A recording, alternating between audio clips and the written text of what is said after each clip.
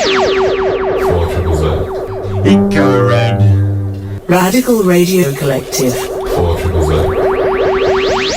Good afternoon, listeners. You are tuned into 4ZZZ on 102.1 FM, and this is Eco Radio, Australia's longest-running peace and environment radio show. We are taking over the middle of your day, in the middle of your week, right bang smack in the middle of the month. And my name is Zack, and my pronouns are he, they, and I'm joined by... I'm Andy, and my pronouns are he, him. And I want to start off by acknowledging and paying my respects to the custodians of the country on which we broadcast. We are located in the city Magangin on Turrbal Yagara Ugarapul land. I also want to acknowledge and pay my respects to all Aboriginal and Torres Strait Islander people who are listening in today. Our radio waves reach Kabi Kabi and Jinambara country in the north, Waka Waka country in the west. In the east, we pay our respects to the Kwangdamuk people, and down south, we reach Common-Berry, Nagaragwal, Munanjali, Wanjirabara, Yugambeh and Bunjalung countries. There is no Crown land. I'd like to thank No Idea on before us. Did you hear anything you particularly liked, Andy? Oh, it's fascinating about the kleptobiology. So organisms that actually steal, traits from another organism that they've consumed. So yeah, like luminescence and things like that. So. Yeah, I think the how jellyfish work too is that the poison that they get that from their diet too. Yeah, quite possibly. Yeah. I think that's how the nidocytes work. Or there's something that eats a jellyfish that gets it that way. So it made me wonder what sort of trait I would like to consume. So yeah, definitely photosynthesis would be a handy one to have. So that's produce pretty useful. My own food source. Yeah. I don't know. I would probably choose something a bit more outlandish, like I could spit acid or something like that, you know. Not that it would be particularly useful, but just because I think it would be a funny thing to have. Today on the program, we're not going to be talking about something particularly funny though, and that is going to be the the free Kanaky movement. So Kanaky, for people who don't know, is the Kanak word for New Caledonia, and Kanak people are those that are native to Kanaky. So that's what we're going to be talking about on the program today. I'd like to thank the song that we played at the beginning. That was with Stjep, and that one was the Tony Soprano theme. Stjep is a person who's been on Eco Radio several times before previously, and I think he just finished his PhD a couple of months ago working up in northern Queensland. Right. So yeah, happy to give you a play there, Stjep. Up next, we are going to be listening to a song from Bangladesh, and this one is called Smouldering Coal. Do you have a DIY job that requires a specific tool but won't use after that? Or is there a new hobby you're interested in trying out but don't want to commit to? The Brisbane Tool Library has got you covered. Their range of tools and equipment has just about everything you could need for jobs around the home and more. It works exactly like a library. Simply borrow out a tool and then return it. Check out the Brisbane Tool Library online or in person on MacArthur Avenue, Hamilton. 4ZZZ cares about our community. You are tuned into Eco Radio on 4ZZZ 102.1 FM, and we just heard from Ancient Channels, with their song Black Metals, and right from the top of the block that we heard from Bangladesh with their song Smouldering Coal. So now, Andy, I am going to be talking about the free Kanaky movement. So Thrillhouse Tattoos, one of our sponsors of this year's April Atonement, is hosting a free Kanaky fundraiser tattoo day. So I thought it'd be a good opportunity to talk about who the Kanak are and why they're in need of being freed, I suppose. Yeah, definitely. They have a long history with Queensland and all, servitude here with establishing a lot of our primary industries as well. So. I didn't know that, but I didn't know there was a lot of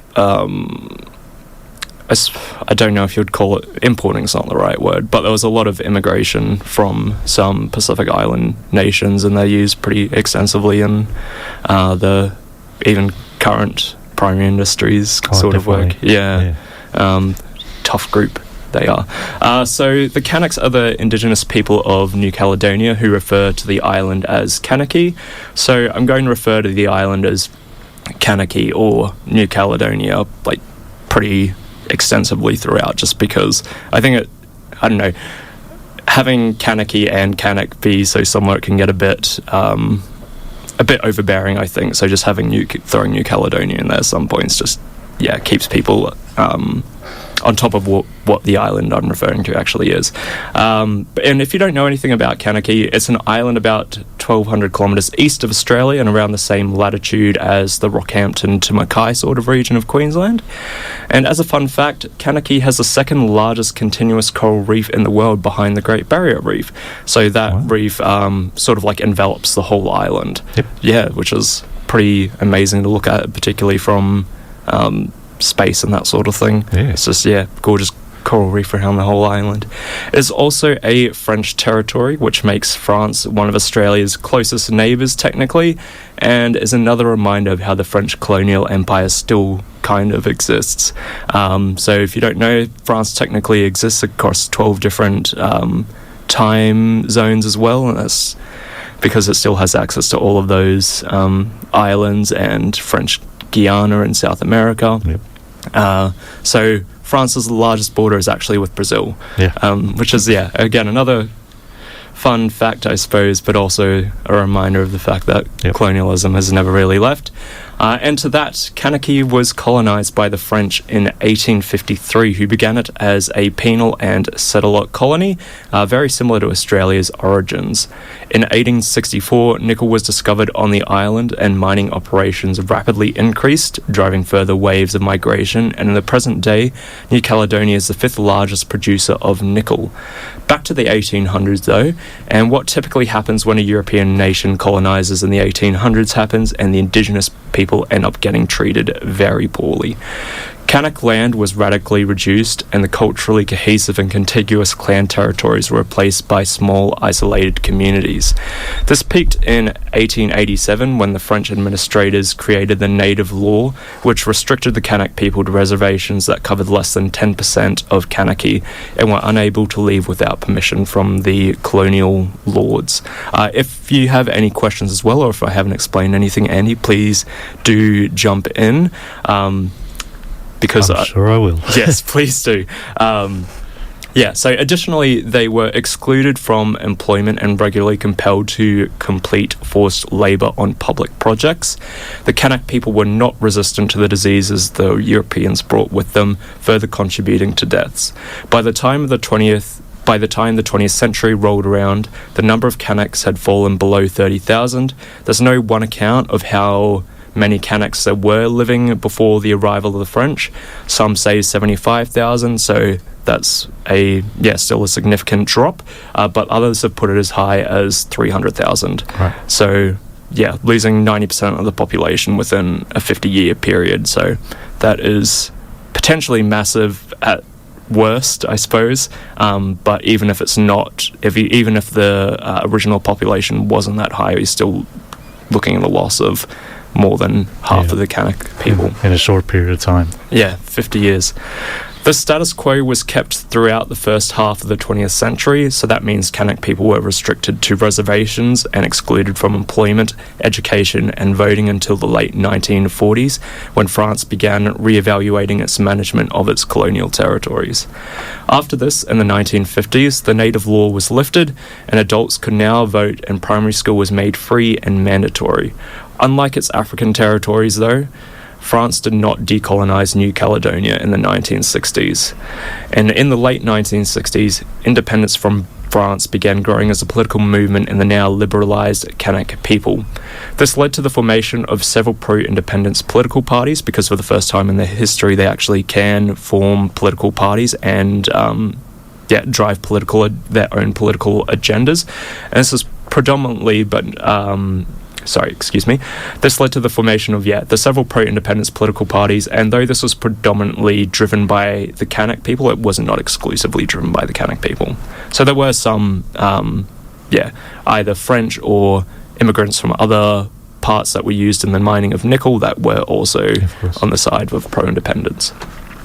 In response, the government in France began pushing for the immigration of French citizens from France or other colonies to move to New Caledonia and reduce the Kanak people to a minority, which is something that we're finding is what is happening in West Papua at the moment as well, where there is the push for Indonesians from other parts of Indonesia to move there and really reduce the political movement of the Free West Papua people. So the majority of the non-Kanak people too were against independence, shockingly. During the 1980s, the Kanak people pushed for greater political and economic involvement, and when these were not met, the desire for independence in the Kanak people grew further. In 1988, political violence escalated and pro-independence militants took about 30 people hostage. In response, French elite troops killed 20 Kanak activists during the hostage retrieval mission. So that's a pretty severe, event for a population the size of New Caledonia, which for people that don't know, it's about 300,000 people today. So back then it would have been 150,000, something about the size of Ipswich, that sort of thing. And after this, a peace agreement between the Kanaks and the French government was signed called the Matignon Accords. This promised 10 years of peace during which the French government would attempt to rectify some of the socio-economic inequalities the Kanak people faced. In 1998, at the end of the 10-year period, a new agreement was signed called the Noumea Accords, also known as the Decolonisation Agreement. Noumea is, I suppose, what you would call the capital of New Caledonia, though I don't know if you could officially call it that sort of thing. So this piece of legislation acknowledges the damaging effects that French colonisation had on the Kanak people. So that was enshrined in law that they were treated very, very poorly. And in the Noumea Accords, it also set a plan for 3 referenda to be held on Kanaky or New Caledonia independence beginning in 2018. And I want to make it clear that the plan was always for 3 referenda to be held.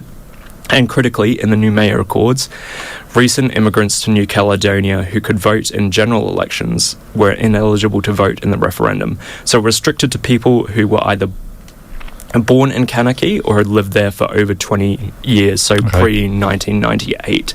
And so about 17% of the population was excluded in voting in these referendums. In the first referendum in 2018, 43% voted in favour of independence, most of whom were obviously Kanaks, and 57% were against it. In the following referendum, held in 2020, 47 voted in favour of independence and 53 against, with a slightly higher voting turnout. So if this trend continues, then a winning result in favour of independence in the third referendum was very, very possible. However, when December 2021 rolled around, for the third referendum, this independence did not happen. In fact, the results were extremely lopsided, with 96.5% voting against independence and a mere 3.5% in favour of it. How could that happen in such a short period? So, voting turnout was much lower too, with about half as many voters as the previous referendum. Now, like you asked, you may be wondering what happened.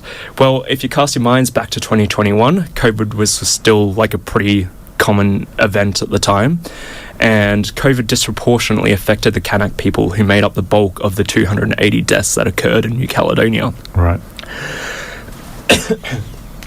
So, Kanak leaders requested a rescheduling of the referendum to a later date and advocated for a boycott of the current one. This was rejected by the French government, and thus the referendum was considered politically valid and fulfilled the conditions enshrined in the Noumea Accords. Pro-independence people rejected this for fairly obvious reasons, and this is called lingering political tensions ever since.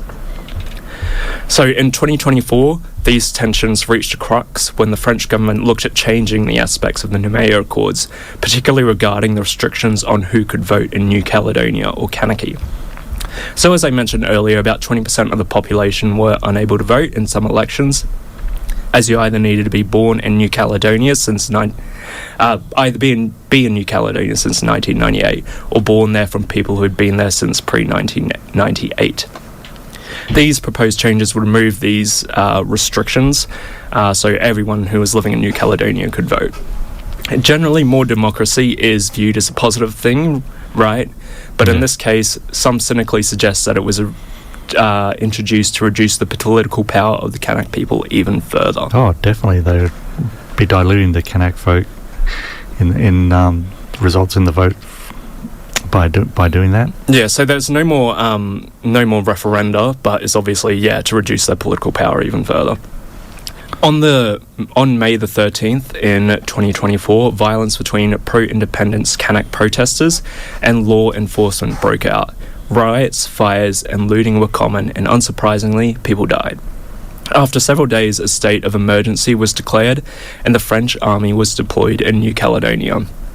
This state of emergency lasted until the 28th of May and covered the hottest periods of the fighting. A curfew was established afterwards, limiting public gatherings and demonstrations, and there was a ban on the possession, purchasing, and transportation of firearms, and alcohol could similarly not be purchased.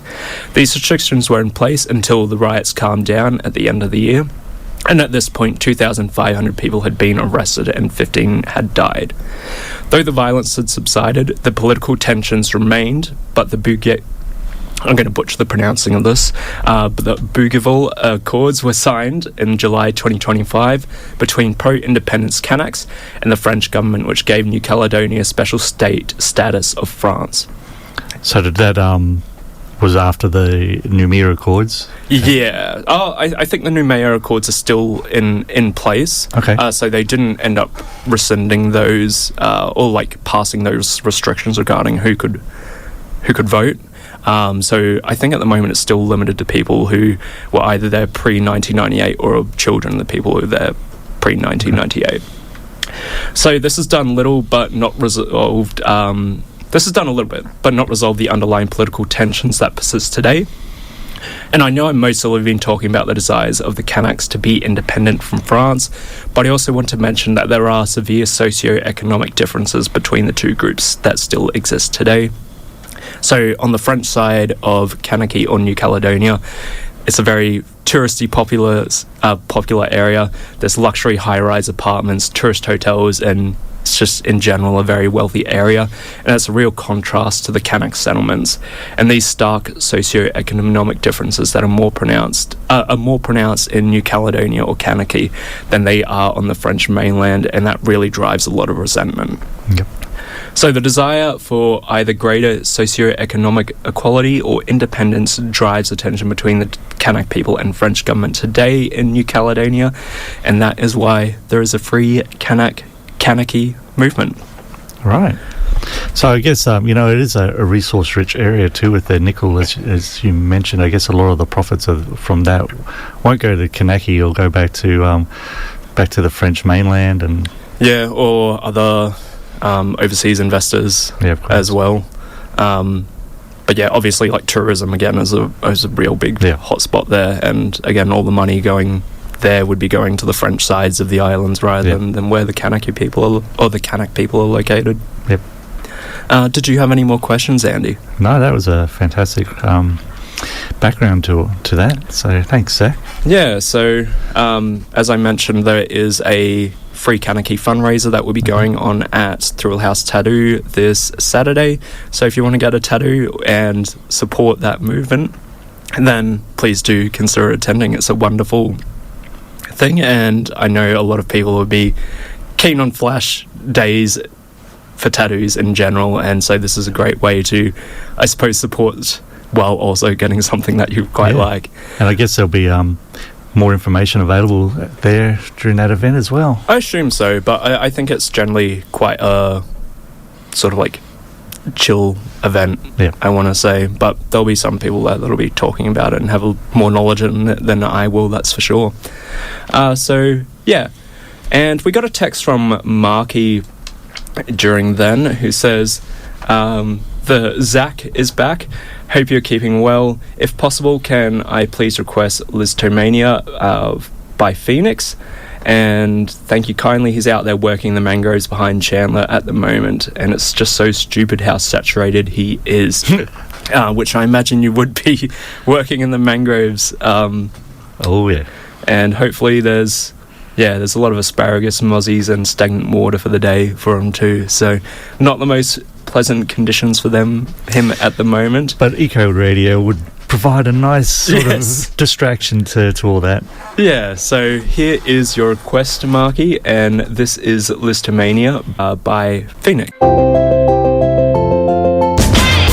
4ZZZ is hard to label, and so are all these subscriber prizes. We went a bit overboard this April atonement, and we got a cruise from our friends at Oasis Cruising. You and a friend, drinks, tunes, a top deck table, and the best views of Bris Vegas. For details of the Friday Night City Lights or Club Paradiso cruises, take a look at oasiscruising.com.au. To enter to win, head to 4zzz.org.au. Check the T&Cs and subscribe. You're listening to Eco Radio on 4ZZZ 102.1 FM. Everything's connected. Everything is connected. Thank you very much for that. So we just heard from Phoenix, yes, with their song Listomania, and that was a request from Marky.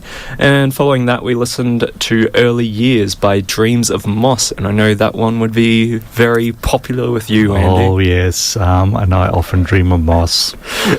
Yeah, so I can't say I've dreamt of moss, but I'm sure that must be a wonderful dream nonetheless. Hey, just thinking about Kanaky and New Caledonia with their nickel. Now, this is putting on my botanist hat, but there's plants there called hyperaccumulators that can suck in the nickel out of the ground, and they actually accumulate it within their plant body. And when they're cut, they actually the sap that comes out is actually blue or green from the colour of the nickel.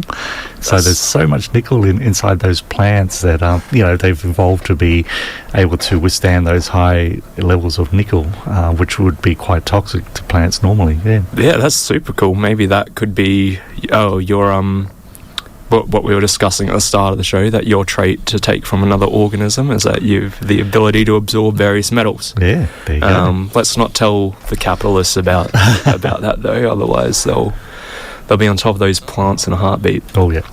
So, Andy, did you know that here at 4ZZZ it costs money to stay on the air? I did know that. But, how much does it cost, Zach? So it's about $70 an hour for 4ZZZ to remain on the air, and we rely on generous people like all the listeners out there to subscribe, so assist us in maintaining our on-air presence. Yep. And we love each and every one of you. Yeah, and it also brings them warm and aglow. But yeah, so we do rely on people to subscribe to 4ZZZ for us to remain on the air. So if you do like what we do here at 4ZZZ, please do consider supporting us. And so you can start at a subscription for as little as $25, which is for an under 18 or a pet. And that one is a subscription for the whole year and not just 1 month, as is the case with most subscriptions. But you can also subscribe for a full membership. That one is $80, or you can be passionate. That one is $140. You get a t-shirt, tote bag, and a couple of stickers with that one as well, which is very, very cool. And if you want to be even the more passionate than regular passionate, you can be a super sub. Subscribe for $500 for a full year, and you'll get your name up in the building on the wall, which is pretty sick, and you'll be immortalized within 4ZZZ history. And if you subscribe this month, it's even more important because it's April Atonement. So if you feel like your subscription lapse, you can resubscribe and be in for a number of prizes. Yeah, so as well, we've actually got a correction. It's $90 to $100 an hour, so 70 would have been only a couple of years ago. So it's gone up since then, which is not surprising, but still disappointing. Cost of living everywhere has gone up. Yes. And with April Atonement, it doesn't just apply for your subscription lapsing. If there's any other sins you've committed within the past year, you can actually be cleansed of your sins if you subscribe to 4ZZZ. Fantastic. And if you do wish to subscribe, and it's not just the sins cleansing that you want to subscribe for, there's an excellent amount of prizes that you could potentially win this month, and that is from Stork Furniture, Oasis River Cruises at Brisfest, Black Box Studios, Thrillhouse Tattoo, Rocking Horse Records, the Buttery Music School, Outside the Box, and Down Shoes. So if any of those sound like pretty great things to win prizes from, please do check it out on the website. There's going to be some more information on what those particular prizes are. And yeah, again, please do consider subscribing to us here at 4ZZZ. It means a lot, and it means a lot for the community in general. We'll go back to another song now, and this was a song chosen by Andy. This one is Happy You're Here by Psycho. Are we pronouncing it Psycho? Yes. Dreaming of something more? Join thousands of Australians who've used their skills to support locally led change across the Pacific, Asia and Africa through the Australian Volunteers Program. This Australian government-funded program supports skilled professionals to volunteer internationally, providing financial and logistical support. From health and education to skilled trades, business and beyond, there are volunteer assignments for everyone. You just need to be an Australian citizen or a permanent resident over 18. Want to learn more? Join us at Brisbane Square Library on Tuesday, April 21st at 7 p.m. or visit australianvolunteers.com, proud sponsors of 4ZZZ. You're tuned into Eco Radio on 4ZZZ 102.1 FM, and we just played Steely Dan with their song Do It Again. I love me some Steely Dan. I'd say they're probably my favourite band of all time. Wow. Just a fun fact. Big call. Yeah, I don't know, they're just... every song they made is a groove, even the weird ones in the early 2000s, which you wouldn't have thought that they were playing from the 70s till then, but they were. So there you go. And before that we played Happy You're Here by Psycho, and up next is a little thing that we like to call the Bushcare Roundup. Woo! It's a Bushcare Roundup. They've been pulling out weeds and then they put in trees. It's the Bushcare Roundup. So the Bushcare Roundup is a collection of environment and peace-related events that are occurring within southeast Queensland over the next week. So do you want to start us off, Andy? I sure would. On Friday the 17th, we've got from 5:30 to... what's that, 6:45? It's life inside a hollow nocturnal survey down at Benowa. So, they'll be sticking cameras down into hollows and seeing what's there. So you can reserve your spot via Eventbrite for that one. On Saturday the 18th from 7 till 9 a.m. there's the Kalinga Park Bushcare, and that one is at Kalinga Park in Nundah. From 8:30 till 11 a.m. there is the Spring 2025 eDNA results. Discover what's living in your local creek. So what eDNA is, it's environmental DNA, and essentially you can go around and pick up on some of that environmental DNA to see what animals and other species have been around. So that will be sort of like revealing what interesting creatures have been found within various various creek environments in Brisbane over the past couple weeks. An amazing technology, hey, that they can sample the water and there's the DNA's in there for them to work out what species are around. Yeah, it's very useful for I don't know, I suppose you would say particularly time-sensitive creatures where you can't be out in the middle of the bush at 4 a.m. a lot of the time to actually see it, but if you just get something, it'll be there. And that one is taking place at IndigiScapes in Capalaba from 11 a.m. till 5 p.m. There is the free Kanaky Fundraiser Tattoo Flash Day, and that one is at Thrillhouse Tattoo in Camp Hill, who are also a sponsor of this April Atonement. So if you like 4ZZZ, head along to that. At 3 p.m. and going on till 5 p.m. there is the Arnwood Place Bushcare, and that one is taking place at Arnwood Place in Annerley. And on Sunday the 19th at 8 o'clock in the morning, the Friends of the Bur'uda Hanlon Park Working Bee, and that's at Hanlon Park, Stones Corner. Also 8 o'clock to 11 o'clock, the April Working Bee at Clarina Street Park, Chapel Hill. And from 8:30 to, I'm not sure when that ends, the Peach Park Arboretum Working Bee at 179 Matthews Street, Rosewood.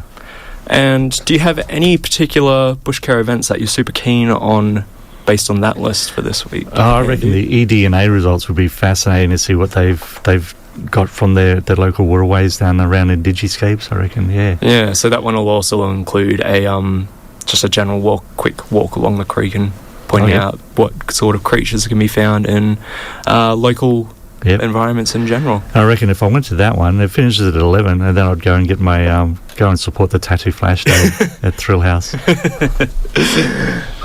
So that is all we have time for on Eco Radio today. Thank you very, very much for tuning in. Thank you, Marky, for texting in the studio. Hope all the work is still going on all right out there at the moment. And up next, we will be hearing from the feedback loop with Imogen and Sophie. And to take us out, we're going to be playing a song by Hot Glue, and this is Spiders.